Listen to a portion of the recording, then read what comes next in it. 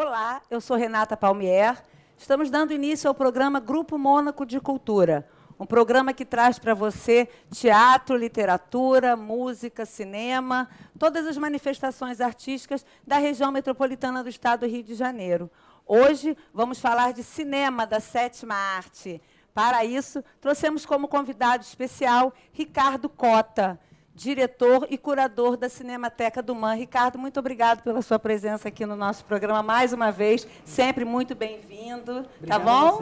Obrigado a vocês. E também aqui conosco hoje, Arthur Miranda, diretor e produtor, roteirista do filme Considerações sobre Fumaça e Musgo. Na verdade, um curta-metragem, né, Arthur? Isso, um curta de 10 minutos. Muito obrigada pela tua presença aqui. Vamos falar da sua carreira, do início, dos prêmios que você já ganhou com esse curta-metragem. E onde ele vai estar em cartaz, né, Ricardo? Exatamente. Na Sala Leila Diniz, na Cinemateca do Mano, Cinearte UF, né? A Cinemateca do Mano já passou. Agora vai passar sexta-feira agora, na nossa Casa de Cultura Leila Diniz. Na Sala de Cultura Leila Diniz, que é o espaço cultural da imprensa oficial do Estado do Rio de Janeiro, e fica no centro de Niterói, na rua Professor Heitor Carrilho. Temos aqui uma divulgação desse projeto da imprensa oficial, Curta Sexta, que acontece toda última sexta-feira do mês, na Sala de Cultura Leila Diniz. A primeira sessão às 18h20 e a segunda às 19h20. Desde já estão todos convidados, tá bom? Arthur, desde já, obrigada aí pelo seu tempo. A gente sabe que o cineasta tem um tempo curto, né? Que vocês ficam criando mil coisas.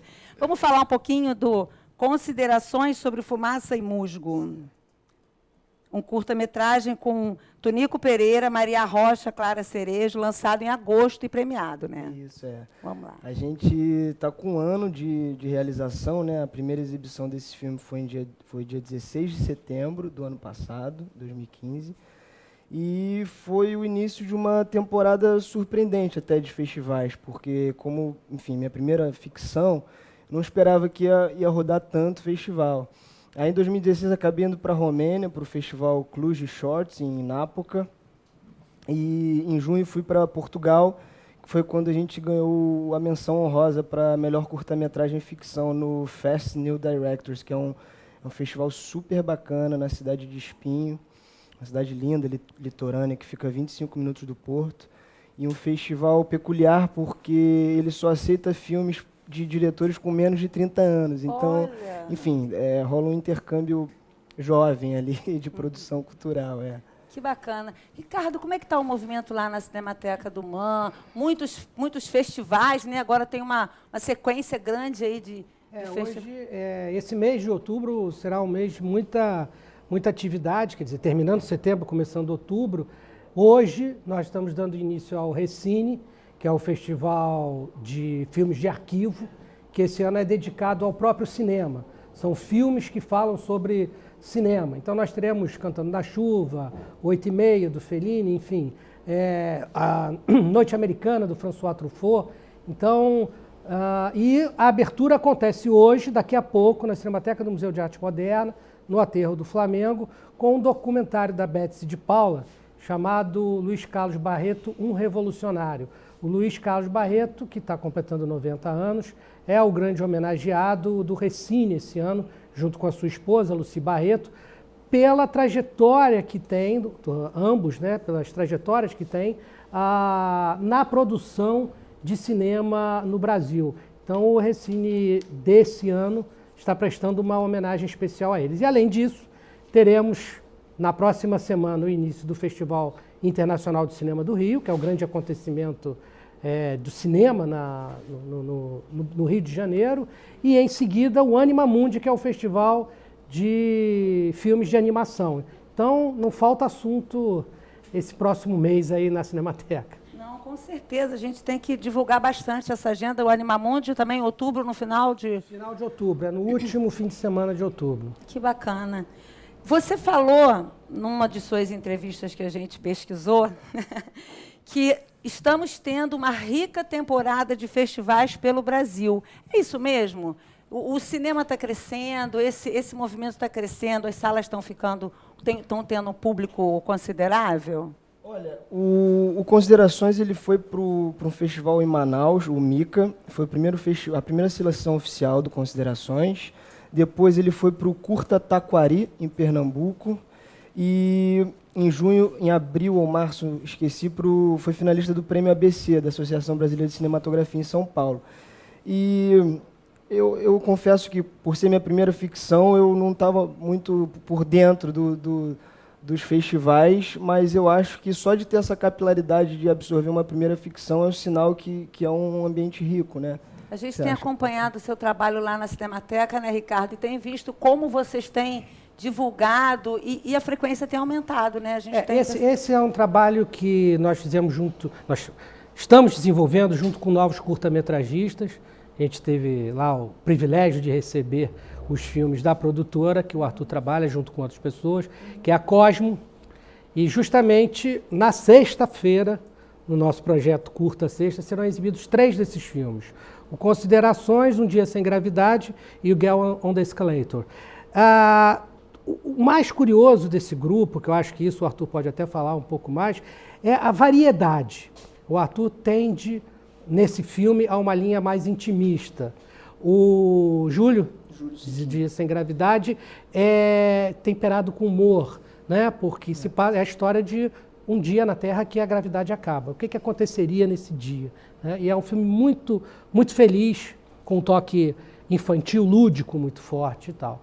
E o Girl on the Escalator, cujo diretor é o Kaihan Osman, é inspirado num poema do Charles Bukowski. É uma leitura cinematográfica de um poema do Charles Bukowski. Então são 3 filmes extremamente diferentes, extremamente ricos e que mostram a grandeza dessa nova geração, o que eles estão fazendo. E eu acho que o Arthur pode falar um pouco mais sobre esse grupo que eles formaram, que é o grupo da Cosmo, que é uma produtora que está, nesse momento, voltada para curtas, mas em breve já vai estar fazendo seus longas aí. Se Deus quiser. Antes de você escrever, né, fazer esse curso de produtor, você fez um trabalho também com publicidade e tal. Nós trouxemos um vídeo para as pessoas terem um gostinho do seu trabalho, que é maravilhoso. Vamos passar aí para os nossos internautas e telespectadores para verem um pouquinho sobre o seu trabalho. Fala de surf, fala de esporte.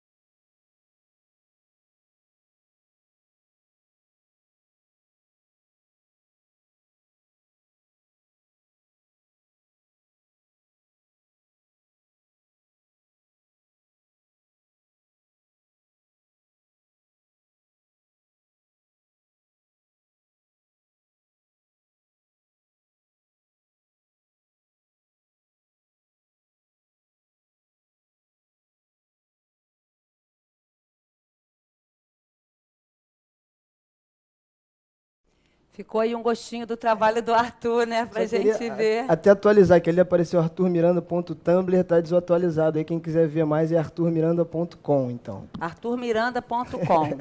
Arthur, vamos falar então de considerações sobre fumaça e musgo. Fala de quê? É um tema bem polêmico, né? Né? Essa metáfora pode ser de qualquer coisa, na verdade, né? Que sugira uma dualidade ou um antagonismo. Mas ele fala da minha vida mesmo, assim, é um filme extremamente autobiográfico e, enfim, as situações que a personagem brilhantemente interpretada pela Maria passa, eu passei igual. Então, aquele diálogo, os diálogos, eu passei por situações extremamente semelhantes, óbvio que com uma pitada de licença poética ali para encaixar na linguagem, mas até as locações, a cozinha que a gente filmou é a cozinha da minha sala, a sala de aula é a sala de aula que eu estudei, a própria mesmo espaço físico. E ele fala, em linhas gerais, ele fala disso, desse dilema aí, que é cada vez mais recorrente nessa nossa geração, né, a chamada geração Y, que nem é a mais nova, agora tem a geração X, etc. E eu acho que é cada vez mais recorrente, a gente escolhe o que vai fazer para o resto da vida muito cedo. E aí a gente se forma e a gente se vê num limbo ali de, bom, eu sigo o caminho mais estável, o caminho que a família, que as instituições estão direcionando, e por vezes ele é o mais certo, porque acontece um protecionismo por parte da família, dos pais, enfim. Mas sempre tem uma vozinha ali que te diz para fazer algo diferente, algo que mexa um pouco mais com a sua paixão, né? Com esse ímpeto de ir lá e fazer. E é engraçado que esse filme ele é o produto dessa tese, né? Ele funciona quase como uma tese para mim, não falando de uma forma rasa, olha, temos que fazer o que gostamos, mas assim, se você tem uma intuição sobre o seu talento, sobre uma coisa que te move, de acordar segunda-feira de manhã para trabalhar, vai demorar um pouco mais, mas vale a pena.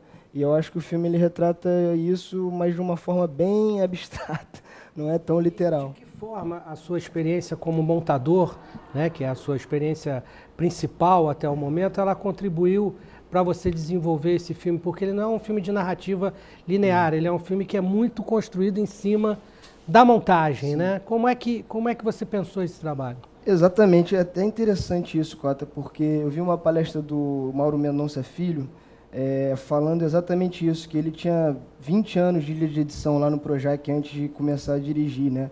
E o que ele falou é exatamente o que eu tenho experimentado. Você na ilha de edição, muito mais do que como assistente de direção, você entende o que faltou, né?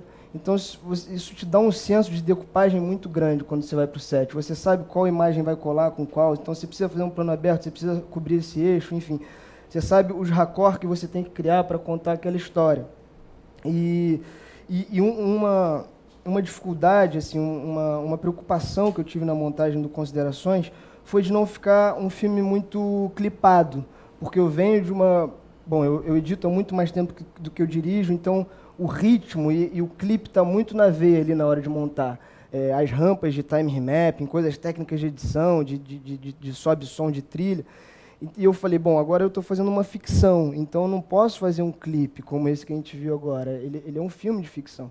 Então eu tive que podar. Então, assim, se por um lado ajuda, por outro também existem uns vícios que a gente cria há muito tempo editando, que num filme de ficção eu tive que ficar atento, para não fazer um clipe, e sim um filme com narrativa. Mas, sem dúvida nenhuma, eu acho que a ilha de edição é o melhor caminho para você dirigir. Que interessante. Você falou de uma equipe, né? Sim. Quantas pessoas trabalham na produção de um curta-metragem como Considerações? Olha, isso varia demais, né? Mas o Considerações, eu confesso que a gente, dirigindo publicidade, a gente é tão podado, né? O tempo inteiro você quer fazer 10 e o cara te corta e você faz 2. Você está sempre sendo podado. Então, no Considerações, eu falei, cara, agora é o momento de eu fazer do jeito que eu quero fazer. Eu quero fazer o filme que é o filme que está na minha cabeça, antes de ser feito. E aí eu não medi esforços, então eu realmente reuni uma equipe maior, tinham planos difíceis de ser feitos, e aí precisava de uma galera de maquinário e tal.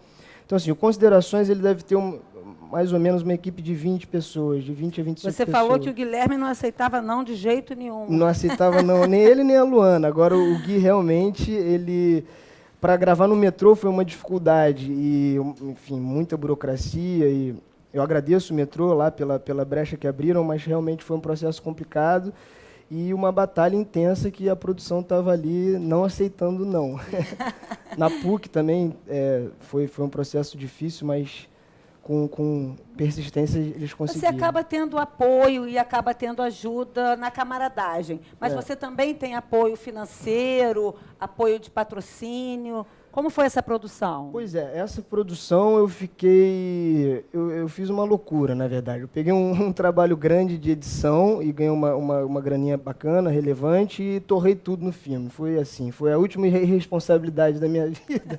Mas valeu a pena, porque acaba que é um investimento, você conhece um monte de gente. Tive a oportunidade de trabalhar com o Dante Bellucci, que é um fotógrafo espetacular, e até levou o filme para o prêmio do Prêmio ABC, foi finalista da categoria melhor direção de fotografia para curta-metragem. Então, eu não vejo como custo, entende? Eu vejo como investimento, e nem como investimento, eu vejo como uma paixão que eu precisava fazer e fiz, e hoje sou um cara muito mais realizado por ter feito. Que é o tema do filme, né, Arthur? Que você fala exatamente. dessa dúvida de você fazer o que você realmente gosta, Isso. ou de você enfrentar uma coisa que você nem gosta tanto, mas que você precisa, né? Exato. Eu acho que esse filme, essa analogia é muito interessante. E outra coisa também que eu achei bem legal, né? A coisa da fumaça e do musgo. A fumaça, a coisa que, né, que você não apalpa, e o musgo, aquela coisa que fica paradona lá, assim, esperando. A fumaça é efêmera, né? Ainda mais essa fumaça que a gente lançou mão lá. Eu tinha rodado uma publicidade em 2012 e eu queria botar aquela fumaça, só que nem tinha nada a ver botar aquela fumaça. Por sorte, não funcionou, porque estava uma ventania danada e a fumaça se dissipava. Mas eu fiquei com aquilo na cabeça, eu preciso usar essa fumaça em alguma coisa. E aí veio essa feliz metáfora do musgo e da fumaça, a fumaça laranja. Então ela sugere algo mais interessante, mais sedutor. Essa analogia foi muito bem sacada. Legal. Agora, vocês, eu queria que você falasse da produtora em si. Vocês formam, como é que essa produtora foi formada? Vocês têm um trabalho em comum? Vocês trabalham em sintonia? Ou cada um toca o seu projeto? Como é que é isso? Porque eu acho que essa é uma iniciativa que fortalece muito a realização, não uma realização individual e de ocasião. Claro. Né? Então, eu queria que você falasse um pouco sobre... Claro. A Cosmo, na verdade, o primeiro trabalho que eu fiz para eles foi como editor. A gente fez um institucional do Museu do Amanhã, e até está no Rio que passou. Esse eu não dirigi, eu montei esse filme. E até falando de geração Y, né, tem um comportamento muito padrão nessa nossa geração, que é trabalhar por demanda, né? A gente não tem mais esse paradigma de ir lá e bater horário, e, enfim, às vezes você nem tem nada para fazer numa produtora no dia, mas você tem ali que está batendo o cartão, que se diz, né? E a Cosmo, ela funciona muito nesse modelo, assim, existe um espaço físico, a produtora funciona em São Conrado, só que é uma equipe multidisciplinar, então você tem fotógrafos, tem diretores de fotografia, tem fotógrafo estilo, produtores executivos, e a gente vai se agrupando conforme a necessidade do trabalho. Eu sou diretor associado e montador lá, então eles me contratam quando acham que o trabalho tem o meu perfil, mas são, se eu não me engano, 3 sócios que são diretores, e tem o Guilherme e o Bernardo Portela, que são os produtores da Cosmo. Então é isso, sabe? Chega uma publicidade que acha que tem o perfil desse diretor. Eles lançam mão desse diretor, resolve ali, e aquilo se dissipa. Eu acho que isso é um comportamento padrão, assim, dessa geração, sabe? De trabalhar por demanda e em rede. Sabe? Trabalhar via Skype, você não precisa se deslocar. Otimiza muito o trabalho, né? Até o home office hoje em dia está sendo muito, muito usado. Aí, se você tem a oportunidade de trabalhar de casa ou numa situação diferente, está aqui fazendo um trabalho para outro lugar. Otimiza, é isso que você falou. E hoje, né, com esse transporte que a gente tem, o trânsito, todo esse cenário, acho que a tendência é cada vez mais essa, a gente trabalhar em rede. Volta para o assunto do filme que você acaba fazendo com amor, o que você gosta, num ambiente muito mais agradável, né? O que eu sinto é com verdade também, sabe? Amor e verdade. Porque às vezes você está num emprego ou em qualquer coisa, só que você não está fazendo aquilo de uma forma verdadeira. Eu acho que quando você otimiza o seu tempo trabalhando em rede, trabalhando na sua casa, enxugando, sendo mais eficaz, sabe? Você trabalha com mais verdade, com mais amor, enfim. Você fala também de abismos, medos, para explicar. Você teve algum medo em algum momento de que não desse certo, de que você precisaria de um plano B para isso funcionar? Total. Eu acho que fazer cinema independente, bom, já achava isso, depois dessa experiência eu acho mais ainda, que é um ato, acima de tudo, um ato de coragem, assim. Ainda mais quando você está financiando uma produção relativamente grande para um jovem, né, bancar, aí realmente tem que encarar. E podia ter dado tudo errado. Um crítico lá em Portugal, ele veio falar isso comigo, achei interessantíssimo. Ele falou, o que a gente achou mais bacana do filme é que era um projeto muito arriscado. Aí quando ele falou isso, eu falei, não, que isso, não era nada. Eu sabia que ia dar tudo certo. Mentira, eu não sabia nada, né? Mas realmente foi algo que podia dar errado e deu certo. Então, em diversos momentos eu tive a dúvida e o medo, assim. E agora o próximo projeto é um curta também? Ou é um... Não, é um curta, o Rever, e ele também é um filme de geração para geração, né? Ele não chega a ser autobiográfico, mas é algo que é recorrente na minha vida e acho que de todo mundo hoje, principalmente das gerações mais jovens, que é a tecnologia e o compartilhamento através de redes. Já está em produção? Não, mas vamos rodar uma cena esse ano ainda, se Deus quiser, e ano que vem daremos continuidade. Nossa, que incrível. Nós trouxemos um teaser do Considerações, que vai ficar ao gostinho. Que ótimo. Para quem quiser assistir ao curta todo, na Sala Leila Diniz, na próxima sexta-feira, dia 30 de setembro, às 18h20, a primeira sessão, e às 19h30, a segunda sessão. O Arthur vai estar lá, né, Arthur, Estarei. na Sala Leila Diniz, Rua Professor Heitor Carrilho, número 81, no centro de Niterói. Os outros diretores também estarão, o Júlio Sequim e o Caihan. Ai, que ótimo. Então, fica aí mais então encorpado o nosso convite para a Sala Leila Diniz, o espaço da imprensa oficial. Um projeto capitaneado pelo nosso diretor Haroldo Zager, né, que é um empreendedor de grande capacidade que está promovendo esse projeto Curta Sexta, toda última sexta-feira. Fica aí também, né, para a gente divulgar esse projeto bacana de mais um espaço de cinema na cidade de Niterói. Vamos ver o teaser do Considerações sobre Fumaça e Musgo. Arthur Miranda.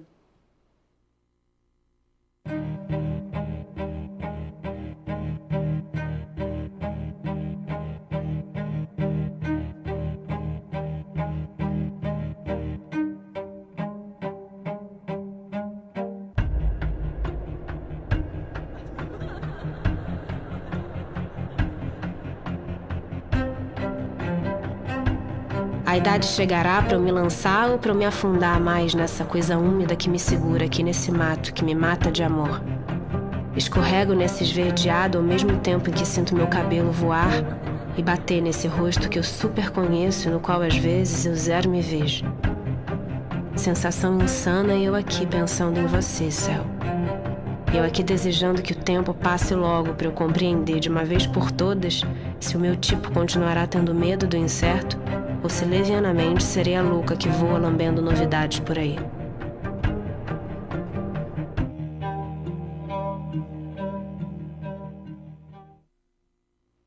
Mais um gostinho aí do trabalho. Quanto tempo? 12 minutos? Tem 10 minutos. 10 minutos de curta. Eu queria fazer uma pergunta aqui meio... Não sei de que nível é essa pergunta, mas qual é a diferença de um curta-metragem? O que leva um filme a ser um curta? É o tempo de um longo ou de um curta? Tecnicamente é o tempo, né? Para você captar e variar questões de patrocínio, de financiamento. Em geral, se coloca até 30 minutos você pode fazer um curta. A partir daí você tem um média, mas o média também vai até 50. Né? Aí, a partir de 70 minutos é considerado um longa-metragem. Isso existe mais ou menos na Ancine, tem uma tabela que dá esse cronômetro. Mas o que a gente vê, em geral, são filmes em curta-metragem no máximo de 20 minutos, né? De 15, entre 10 e 20 minutos, e os médias-metragens chegando a 50. Aí diante... E qual é assim o mais famosão dos curtas? Existe um assim? Esse foi o top. Nós já exibimos. Ilha das Flores. Ilha das Flores. Foi logo o primeiro que nós exibimos. Foi o Ilha das Flores, que é talvez o curta-metragem mais representativo, né, da história do cinema brasileiro, sobretudo do segunda metade do século passado, né? Que ele é um filme dos anos 80 e tal, mas ele é referência. A gente veio no carro conversando sobre ele, né? A gente veio aqui hoje falando... Não, com certeza. Eu vi na Sala de Cultura Leila Diniz a primeira vez e tô com aquele curta-metragem na minha cabeça. Inesquecível. Ele é inesquecível. Eu acho que em termos de estrutura, não sei se você concorda comigo, Cota, e de linguagem, eu acho que o curta-metragem, o formato de curta-metragem, ele te permite a não trama. Você não precisa ter uma trama exatamente para você conduzir aquela história e garantir a audiência do teu espectador até o fim. você pode conduzir com um voice-over ou com, enfim, com a fotografia, com a própria edição. E eu acho que para você segurar um longa-metragem sem trama é muito mais difícil, muito mais complicado. Acho que a coisa estrutural, em termos de estrutura, eu vejo um pouco dessa forma. Eu concordo plenamente. E na sexta-feira nós vamos ter pelo menos dois exemplos disso, que um é o seu filme, que tem um tratamento muito cerebral, né, muito do tempo da cabeça da personagem. Um que é baseado numa poesia, num poema, e um filme mais narrativo, que é Um Dia Sem Gravidade. Então, são três exemplos bem distintos. Né? E falando em... Desculpa te interromper, mas falando em voice-over, eu não posso deixar de falar do trabalho da poetisa Clara Abraim, que quando eu desenvolvi o roteiro, eu entendi que aquele livro precisava... O que ela estava escrevendo no livro... Bom, estou dando spoiler aqui, mas eu entendi que isso precisava estar permeado no filme, até por essa questão de não ter trama, para ser mais um elemento de condução da narrativa. E aí foi um processo muito interessante, porque ela estudou comigo na PUC e eu encomendei uma poesia nesse nível, assim, Clara, preciso que você escreva uma poesia muito íntima, feminina, fazendo a analogia entre a fumaça e o musgo. Ela, mas como assim? Eu falei, assim.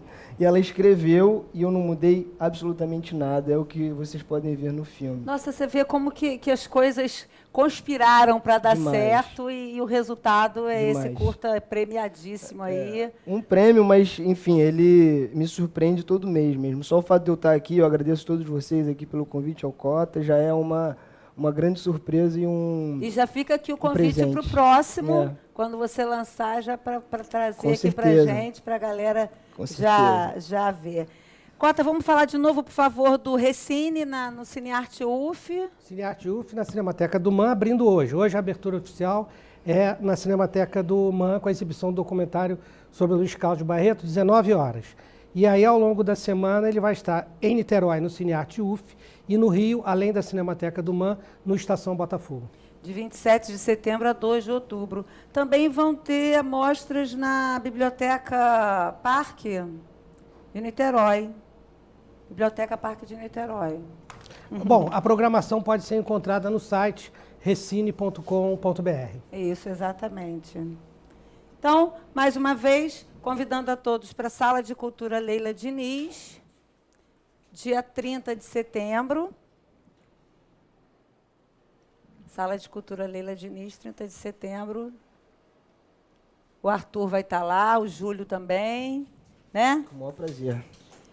Muito obrigado, Arthur, pela sua presença. Ricardo Cota, agradeço. muito obrigado pela sua presença aqui no nosso programa Grupo Mônaco de Cultura. Queria convidar você a trazer para nós o seu trabalho, a sua arte, o seu filme, a sua fotografia. Estamos abertos para qualquer tipo de manifestação artística. Você pode trazer para a gente. produção@unitv.uf.br ou gmcultura.tv@gmail.com. Entre em contato com a gente e até o próximo Grupo Mônaco de Cultura.